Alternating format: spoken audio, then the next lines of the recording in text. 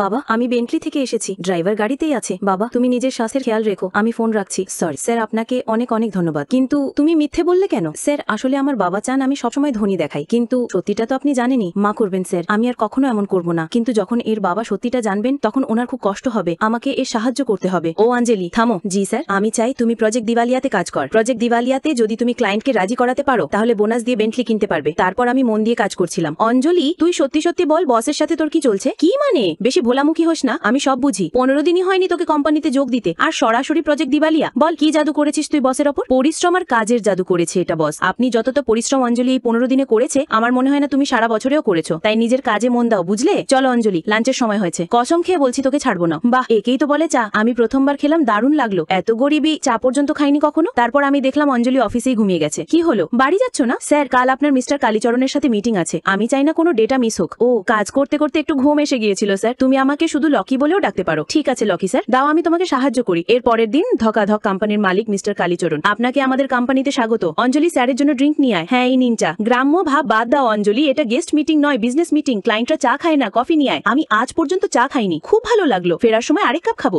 অঞ্জলি চায়ের সাথে নাস্তা আনো। হ্যাঁ স্ন্যাক্স নিন। থামো অঞ্জলি, এত বড় ক্লায়েন্টকে বাচ্চাদের টুকটাক খাওয়াচ্ছ? কি চাইছো? স্যারের ইজ্জত মাটিতে মিশে যাক। সত্যি আজ তো মজা হয়ে গেল। কি টেস্ট লকি, আমি তোমাদের কোম্পানিতে খুব খুশি। আমি এই ডিল মেনে নিচ্ছি। অঞ্জলি প্রজেক্ট দিওয়ালিয়াতে সাইন করিয়ে নাও। এত তাড়াতাড়ি ডিল হয়ে গেল? ও তো এই কথা, এতদিন পর দেখা হচ্ছে। আজ রাতে বাড়ি আসবে তো? নিশ্চয়ই আসবো। আই লাভ ইউ বাবা। বাহ অঞ্জলি বা লকি স্যার শুধু যুবকদেরই নয়, প্রজেক্টের জন্য বুড়োদেরও ছাড়েনি। প্রজেক্ট দিওয়ালিয়াতে তুমি অনেক পরিশ্রম করেছো, এই বোনাস তোমার জন্য। থামো থামো থামো, এই অঞ্জলির আসল চেহারা আমি দেখাই। এই প্রজেক্টের জন্য এটা কতটা নিচে নামতে পারে এই ছবিতে স্পষ্ট দেখা যাচ্ছে। বাজে কথা বলো না, আমার অঞ্জলির ওপর পুরো ভরসা আছে। অঞ্জলি এমন করতে পারে না। যদি তোমার নিজের আর কোম্পানির ইজ্জত প্রিয় হয় তাহলে একে সাথে সাথে কোম্পানি থেকে বের কর। পাগল মেয়েটা, চুপ কর। এখন তোর অনেক হয়েছে। মিস্টার কালীচরণ আমি মানছি ভুল হয়েছে, এটা আমাকে বদনাম করছে। আমি অবশ্যই আসবো। আই লাভ ইউ বাবা। কিন্তু এটা নাও, তোমার চা আমি গরম গরম প্যাক করে দিয়েছি। তুই আমার মেয়েকে এমন বললি? তোকে আমি ডিফেমেশনের কেসে জেলে পাঠাবো। কালীচরণজি আমাকে মাফ করুন। অঞ্জলি আমি তোকে বোনের চোখে দেখি। তুমি এত বড় ব্যবসায়ীর মেয়ে হয়েও আমাদের কোম্পানিতে কেন কাজ করছো? আসলে এই প্রজেক্ট দিওয়ালিয়াতে এত বড় প্রজেক্ট ছিল,